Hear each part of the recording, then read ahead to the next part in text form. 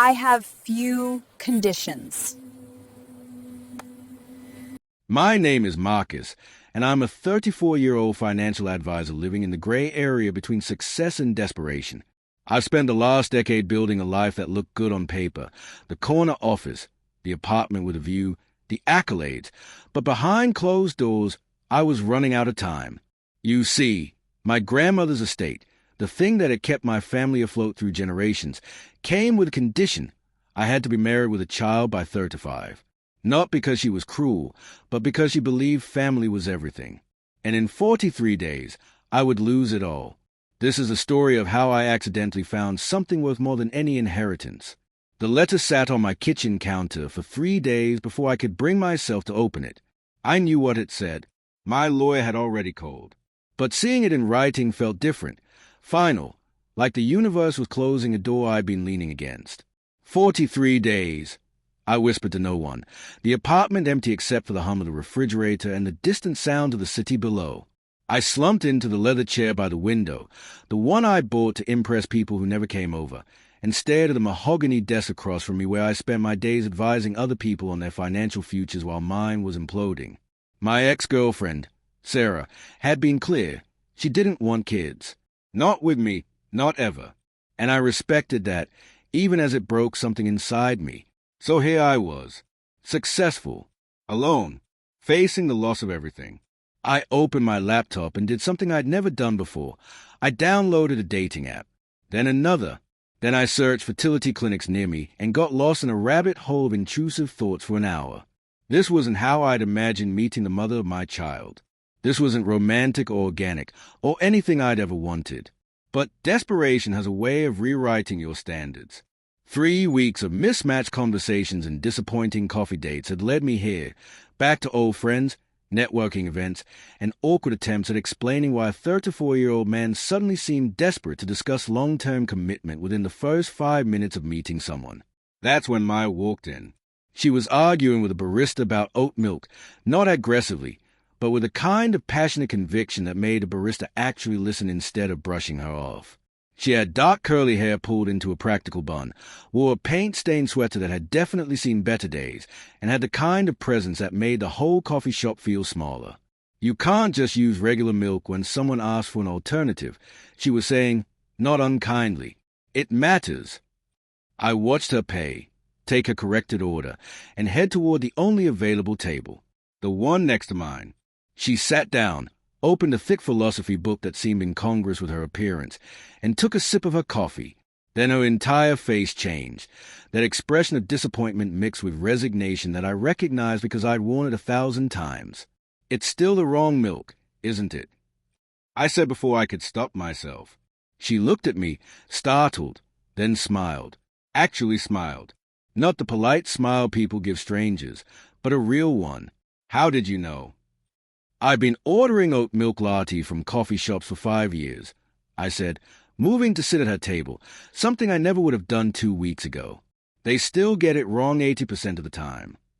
More like 90, she said, extending her hand. I'm Maya, and I'm apparently not subtle when I'm disappointed. Marcus, and you're actually very subtle. I just happen to notice things.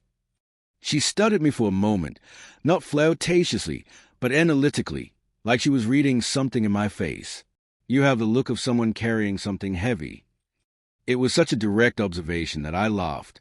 Actually laughed. When was the last time someone had cut through the pleasantries like that? Is it that obvious? I asked.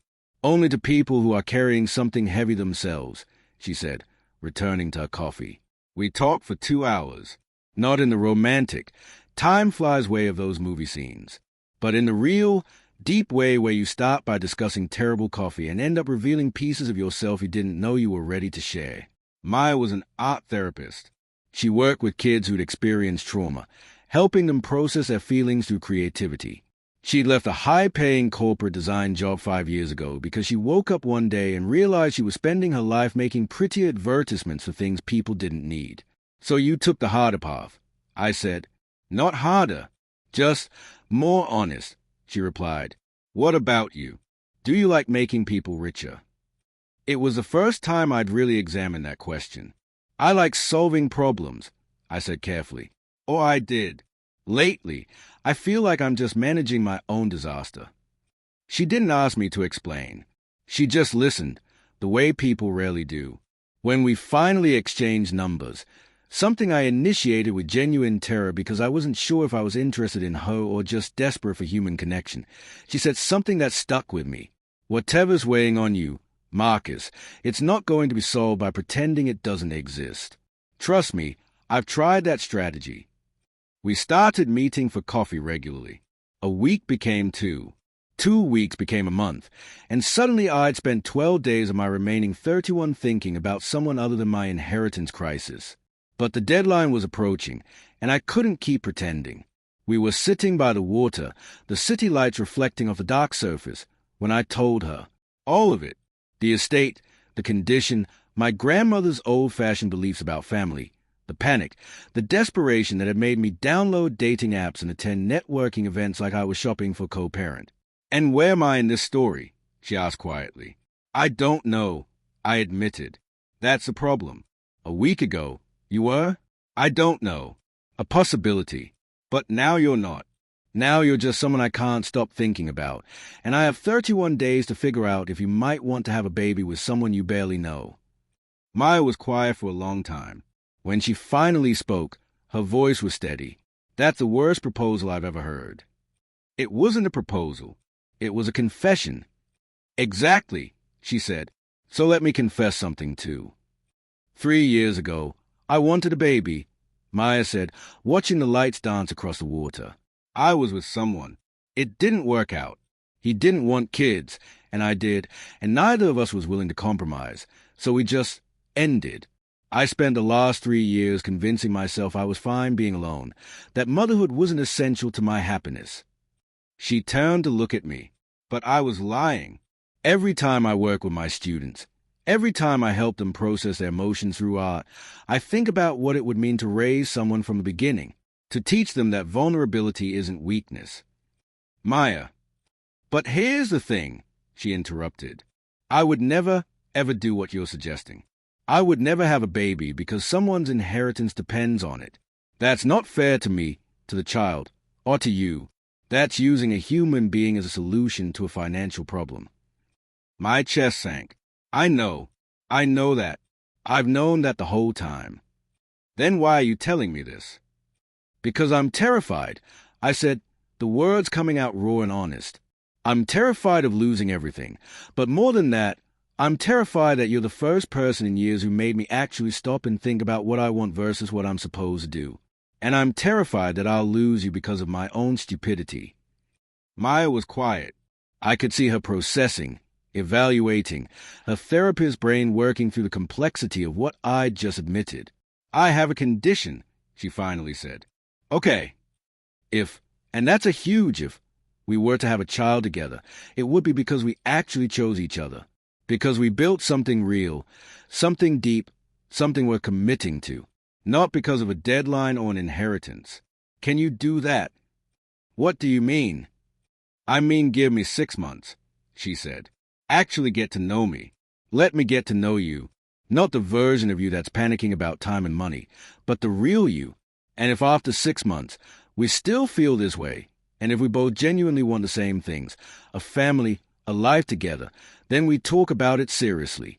No pressure, no transactions. Just 2 people deciding to build something together." "That won't work," I said quietly. "I lose the inheritance in 31 days. "Then you lose it," Maya said, and her voice was gentle but firm. "And Marcus, maybe that's the best thing that could happen to you. Maybe you needed to lose everything to figure out what actually matters." That night, I didn't sleep. I lay in bed, staring at the ceiling, and for the first time in months, I thought clearly. My grandmother had left me that condition because she believed in building a life based on commitment and love. Somewhere along the way, I'd turned that wisdom into an ultimatum.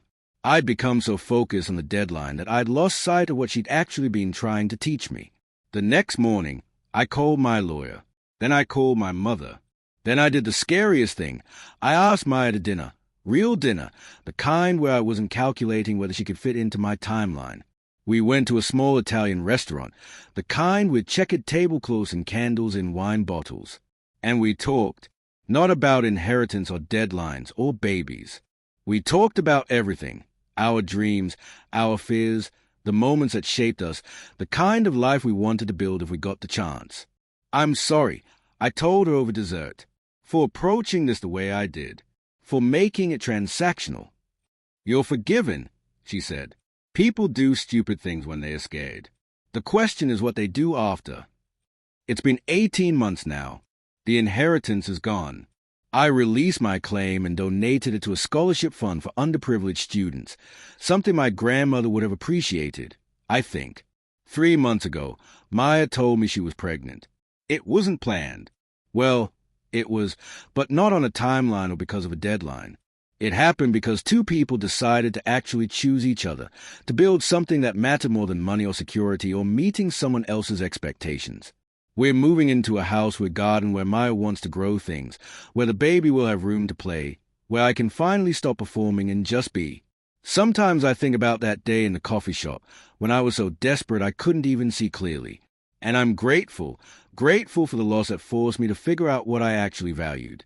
Grateful for a woman brave enough to give me a real condition instead of accepting my transactional proposal. Grateful that I almost lost everything and gained something immeasurable instead. My grandmother was right about family being everything. She just didn't know I'd have to lose myself to find the right one. If you enjoyed this story, don't forget to hit that like button, subscribe for more heartfelt tales, and drop a comment letting us know where you're listening from. We'd love to hear your thoughts and connect with you.